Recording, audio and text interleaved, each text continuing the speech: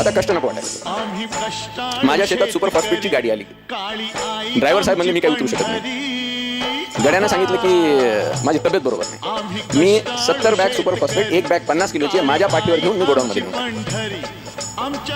जेव्हा मी हे क्लिअर केलं की असं कुठलंही काम नाही की जे मी करू शकतो. नाग निघाला, नाग पकडला. साप निघाले, साप पकडले. चिलाट्या, तुम्हाला ते भाषा बऱ्याचशा कळणार नाही. चिलाट्या तोडल्या म्हणजे काटेरी झाडे तोडली. पावसाचं पाणी आलं, साचलं, दांड काढून दिला. गोष्टी बोलल्या नाहीत, तू पुन्हा तिथं लावल्या. शेतकऱ्यांचा सर्वात मोठा दुश्मन आहे तणकट. सरकार काय करणार याच्यात? वेळ लागायची पाळी आली तिथे.